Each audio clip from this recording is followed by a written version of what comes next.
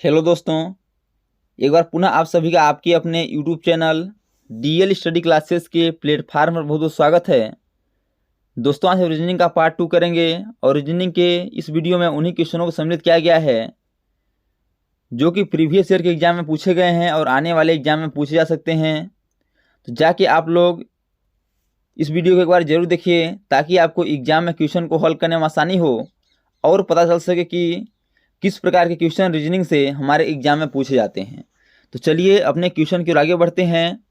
जैसे पहला क्वेश्चन दिया गया है कि कौन सा वेन आरेख निम्नलिखित वर्गों को सही निरूपित करता है।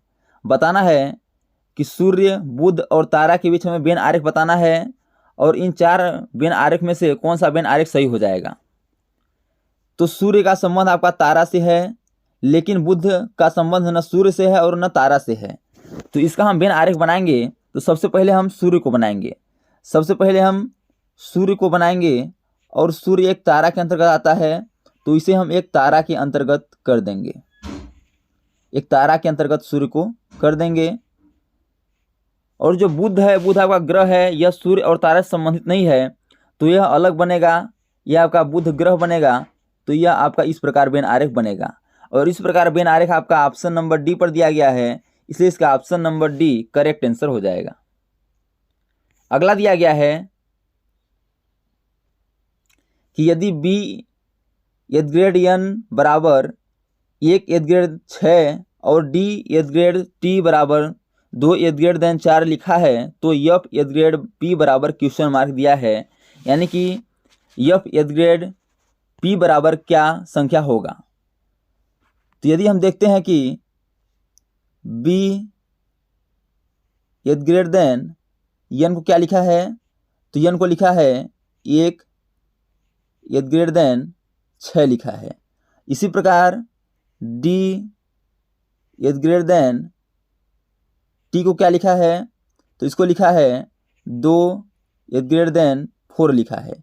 और बताना है हमें कि यफ यद ग्रेटर देन पी को क्या लिखा जाएगा।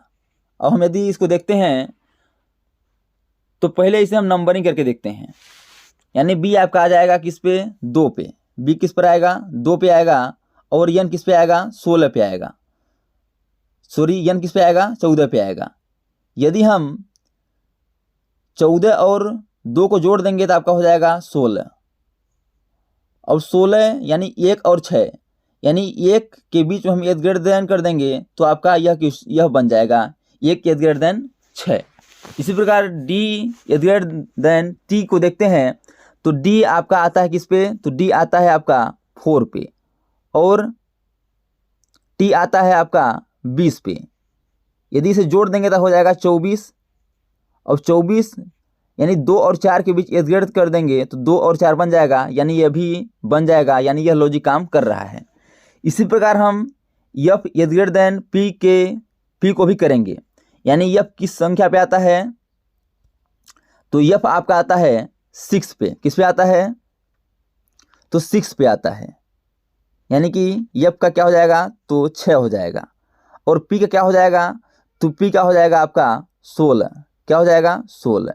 यदि इसे हम जोड़ देंगे तो हो जाएगा आपका 16 6 22। यानी 2 और 2 के बीच यद ग्रेटर देन कर देंगे तो यह आपका बन जाएगा 2 यद ग्रेटर देन 2। यानी यह ऑप्शन नंबर किस पर दिया गया है, तो ऑप्शन नंबर बी पर दिया गया है, इसलिए इसका option number B correct answer हो जाएगा। दोस्तों, आशा करता हूँ कि यह क्वेश्चन आपको बहुत अच्छे से समझ आया होगा। अब अगले क्वेश्चन की ओर आगे बढ़ते हैं। अगला क्वेश्चन दिया गया है कि नीचे दी गई श्रृंखला श्रेणी में प्रश्न चिन्ह के स्थान पे कौन सी संख्या आएगी। आपको एक श्रृंखला दिया गया है।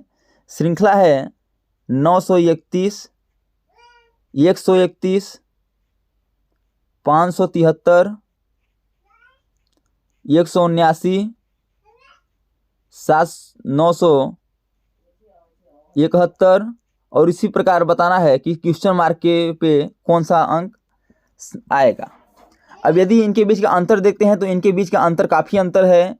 कभी अंतर बढ़ा है, कभी प्लस हुआ है, तो कभी माइनस हुआ है। इस प्रकार इनके बीच का अंतर चल रहा है, तो हम अंतर के हिसाब से नहीं चलेंगे। अब देखते हैं कि यह संख्या जो है स्क्वायर या क्यूब के करीब तो नहीं है, तो यह संख्या स्क्वायर या क्यूब के करीब भी नहीं है। यदि स्क्वायर या क्यूब के करीब जाते हैं तो यह संख्या स्क्वायर या क्यूब के करीब भी नहीं आ रही है, यानी यह लॉजिक भी काम नहीं करेगा। अब इसके बाद हम लॉजिक लगाते हैं सम और विषम वाला। तो देखते हैं कि 931 में जो आपका इकाई का अंक है यह 1 है, जो कि विषम संख्या है। इसी प्रकार 131 में भी 1 है, यह भी विषम है। 573 में भी 3 है और यह भी विषम अंक है। इसी प्रकार 179 में 9 है और यह भी विषम अंक है। और इसी प्रकार आगे चलते हैं तो 971 में 1 है और यह भी विषम अंक है। इसी प्रकार हम ऑप्शन में देखते हैं कि विषम अंक इकाई के स्थान पे कौन सा है। तो 482 यह सम है, तो यानी यह गलत हो जाएगा, यह आंसर आपका नहीं होगा। 866 में भी इकाई का अंक 6 है, यानी यह भी सम संख्या है, यह भी नहीं होगा। और 642 में भी इकाई का अंक सम है, यानी यह भी संख्या नहीं होगा। अब देखते हैं कि 731 में इकाई का अंक विषम है और इकाई का अंक विषम वाला क्रम ही चल रहा था, यानी कि इकाई का अंक क्या है 1 है, तो यह बिल्कुल करेक्ट आंसर हो जाएगा कि 731 आपका करेक्ट आंसर हो जाएगा, क्योंकि इसके इकाई के अंक पर विषम अंक है। इसी क्रम में अगला क्वेश्चन दिया गया है कि दिए गए विकल्प में से उस शब्द का चयन करें जो दिए गए शब्द के अक्षरों के उपयोग से नहीं बनाया जा सकता है। बताना है कि प्रोनाउंसिएशन से आपका इन 4 ऑप्शन में से कौन सा ऑप्शन नहीं बनेगा। तो यदि हम इसे मिलाएंगे एक अक्षर तो PIANOR आपका इसमें मिल रहा है, यानी यह बनेगा। NUPART यह भी इसमें दिया गया है, यह भी बनेगा। CR यह भी दिया गया है, लेकिन ई इसमें नहीं दिया गया है। यदि ई की बात करते हैं तो प्रोनाउंसिएशन में ई आपका नहीं दिया गया है और यही आपका नहीं बनेगा, इसलिए इसका ऑप्शन नंबर जो सी है यह बिल्कुल करेक्ट आंसर हो जाएगा, ऑप्शन नंबर सी। यदि बात करें हम ऑप्शन नंबर डी की तो CITARO यह बिल्कुल बनेगा, यह भी सही हो जाएगा। लेकिन जो नहीं बनेगा वो ऑप्शन नंबर सी है, इसलिए इसका option number C correct answer हो जाएगा। अगला दिया गया है कि निम्नलिखित श्रृंखला में प्रश्न चिन्ह के स्थान पे कौन सा संख्या आएगा। दिया गया है कि जिस प्रकार 4 का संबंध 64 से है उसी प्रकार 9 का संबंध किससे होगा, आपको बताना है। अब देखते हैं हम कि 4 का संबंध किस प्रकार 64 से है। यदि हम 4 का क्यूब कर देते हैं तो आपका 64 आ जाएगा। इसी प्रकार हम यदि 9 का क्यूब करेंगे तो 729 आना चाहिए, लेकिन 729 आपका ऑप्शन में नहीं दिया गया है, यानी यह लॉजिक आपका नहीं लगेगा। अब दूसरे लॉजिक की बात करते हैं और दूसरा लॉजिक देखते हैं कि कौन सा लॉजिक इस पर काम कर रहा है। यदि हम 4 को 64 बनाना है तो 4 को हम मल्टीप्लाई 2 से कर देते हैं तो हो जाएगा आपका 8 हो जाएगा। अब 8 का स्क्वायर कर देंगे तो आपका यह 64 अर्थात 64 हो जाएगा, यानी यह लॉजिक आपका काम कर रहा है। अब इसी लॉजिक को हम 9 पर लगाएंगे तो 9 को हम 2 से मल्टीप्लाई करेंगे तो क्या हो जाएगा आपका 18 हो जाएगा। और 18 का स्क्वायर करेंगे तो आपका क्या हो जाएगा, तो 324 हो जाएगा। अब देखते हैं कि 324 ऑप्शन में दिया गया है, तो 324 बिल्कुल ऑप्शन में दिया गया है, इसलिए इसका ऑप्शन नंबर जो बी है यह करेक्ट आंसर हो जाएगा 324, यानी यह लॉजिक आपका बिल्कुल करेक्ट काम कर रहा है। अगला दिया गया है कि निम्नलिखित में से कौन सा विकल्प दी गई श्रृंखला को पूर्ण करेगा। आपको एक श्रृंखला दिया गया है PTX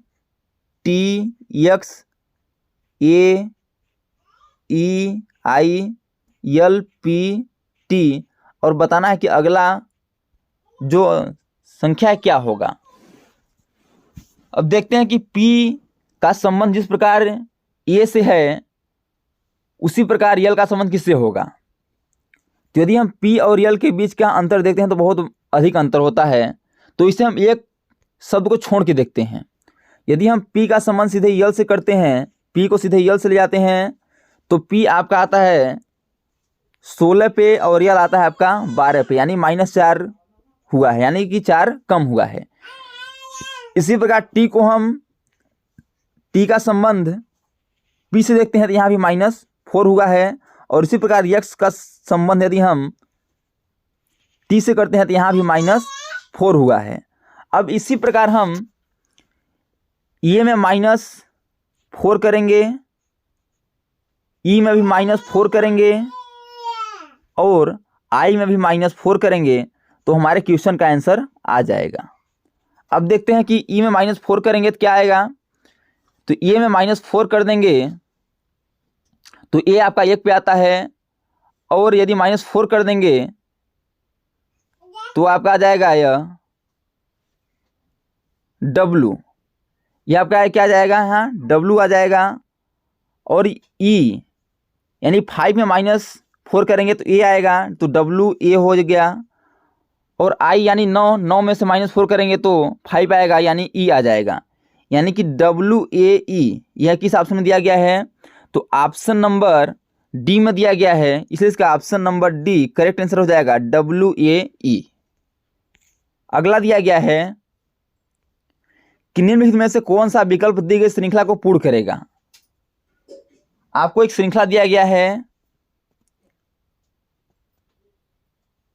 A B A B C A और B C। इस प्रकार आपका श्रृंखला दिया गया है, जिसे हम काउंटिंग करते हैं कि कितने संख्या है। तो 2 4 6 8 10 12 14 16 18। यदि 18 का है तो उसे हम 3 और 6 का ग्रुप बना सकते हैं। तो 3 या 6 का ग्रुप बनाते हैं, तो यदि हम 6 का ग्रुप बनाते हैं तो 2 4 6, यानी यहाँ से बनेगा 2 4 6, यहाँ ग्रुप बनेगा, और 2 4 6 यह ग्रुप बनेगा। तो देखते हैं कि ABC का ग्रुप चल रहा है,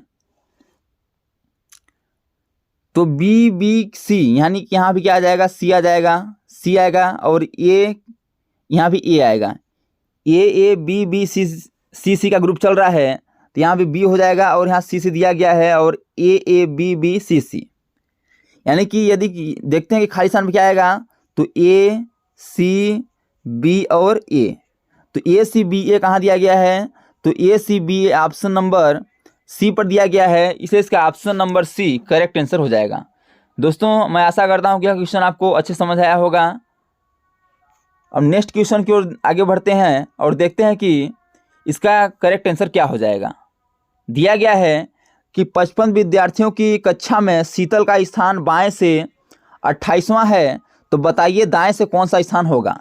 यानी कक्षा में टोटल कितने विद्यार्थी हैं, तो टोटल आपके 55 विद्यार्थी हैं। कितने विद्यार्थी हैं, 55 विद्यार्थी हैं। यदि दाएं या बाएं से स्थान पूछता है और टोटल व्यक्तियों की संख्या दी गई है, तो आपका फार्मूला होता है टोटल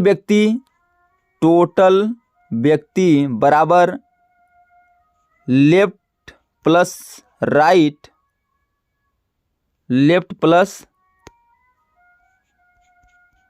-1। अब इसी फार्मूला पर हम क्वेश्चन को रखते हैं, तो टोटल आपका कितना दिया है, टोटल दिया गया है 55 बराबर लेफ्ट से कितना दिया गया है, तो लेफ्ट से दिया गया है 28, और राइट से पूछा है तो प्लस कर देंगे और -1 कर देंगे। अब 55 में हम बराबर 28 में -1 कर देंगे, 27 हो गया, 27 प्लस R। अब 55 जो दिया गया है इसमें 27 को घटा देंगे, बराबर R निकल आएगा। तो 55 में 27 को घटाएंगे तो आपका 28 बचेगा, 28 आ जाएगा, और बराबर R। यानी कि शीतल का दाएं से आपका 28वां स्थान है, जो कि आपका ऑप्शन नंबर डी पर दिया गया है, इसलिए इसका option number D correct answer हो जाएगा। तो दोस्तों मैं आशा करता हूं कि यह क्वेश्चन आपको अच्छे समझ आया हुआ होगा। यदि क्वेश्चन में कहीं भी डाउट है तो आप लोग कमेंट बॉक्स में ज़रूर बताइए।